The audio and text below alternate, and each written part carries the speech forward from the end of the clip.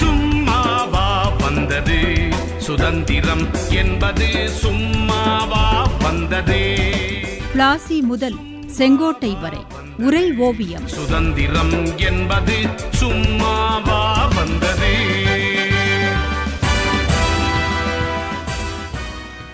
Ribbon பிரபு ஆட்சியில் கொண்டுவரப்பட்ட இல்பர்ட் மசோதா இந்தியர்களிடம் பெரும் வரவேற்பை பெற்றது என்று கூறினீர்கள். அப்படி அந்த மசோதாவில் என்னதான் இருந்தது தாயே? 1884 இல்பர்ட் மசோதா குறித்த சர்ச்சை பெரிதாக வெடித்தது. இந்தியாவில் இருவேறு வகையான சட்டத்தை நீக்குவதற்கு ரிப்பன் முயற்சி எடுத்தார்.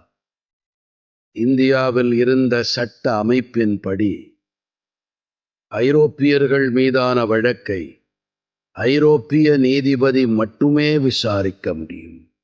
இந்திய நீதிபதி விசாரிக்க முடியாது. நீதிமன்றங்களில் பதவியில் இருந்த இந்திய நீதிபதிகளுக்கு இந்த சட்ட பாகுபாடு பெருத்த அவமானத்தை ஏற்படுத்தியது.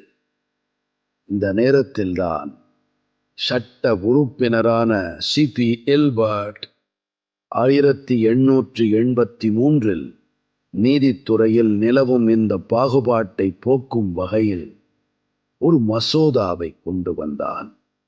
இல்பர்ட் தயாரித்ததால் இதற்கு இல்பர்ட் மசோதா என்று பெயர். உண்மையில் ரிப்பன் கொண்டு வந்த இந்த மசோதா ஒரு துணிச்சல் மிகுந்த திட்டம்தான்.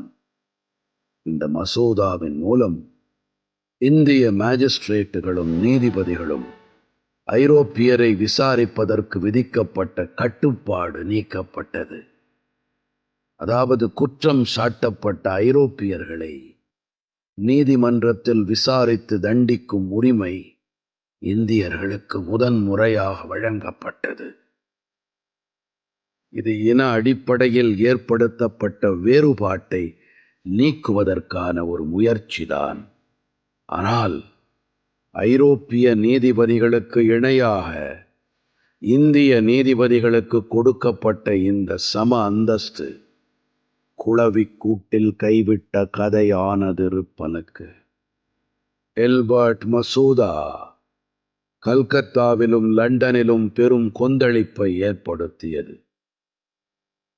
இந்தியாவை அடக்கி ஆள வேண்டும் என்று இறைவனால் தீர்மானிக்கப்பட்ட இனத்தைச் சேர்ந்த ஒவ்வொருவரின் உள்ளத்து உணர்வையும் இந்த மசோதா அவமதிக்கிறது என்றான் இந்திய அரசு வெளியுறவு செயலர் சட்டான் கேர்.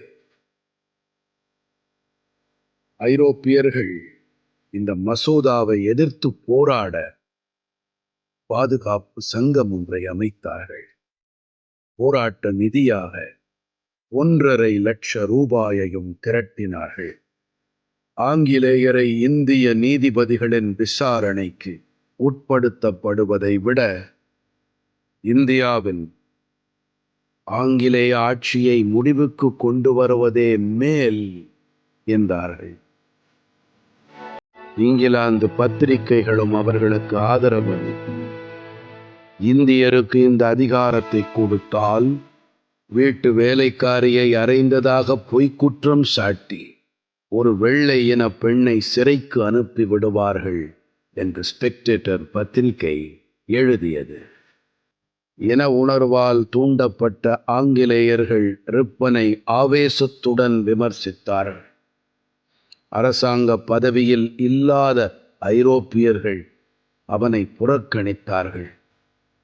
வேறு வழியின்றி இங்கிலாந்திலும் இந்தியாவிலும் இருந்த ஆங்கிலேயரை திருப்திப்படுத்த ரிப்பன் இந்த மசோதாவில் திருத்தம் கொண்டு வந்தார்.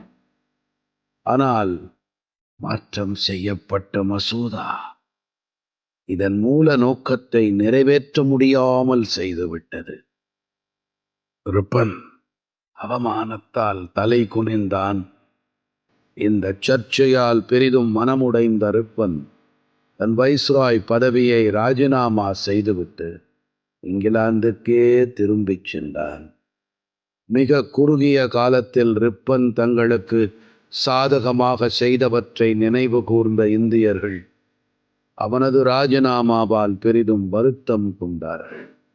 ரிப்பன் விவகாரம், இல்பர்ட் மசோதா எதிர்ப்பு இவையெல்லாம் இந்தியர்களின் மனதில் ஓர் உண்மையை தெளிவாக பதிய வைத்தது.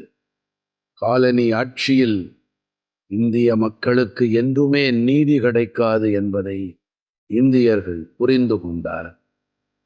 இந்திய தேசம் பலம் பெற இந்த நிகழ்ச்சி பெரிதும் காரணமாக அமைந்துவிட்டது. இந்த நிகழ்வின் உடனடி விளைவாகத்தான் அடுத்த சில மாதங்களில், அதாவது 1885 இந்திய தேசிய காங்கிரஸ் என்ற இயக்கம் தோற்றுவிக்கப்பட்டது.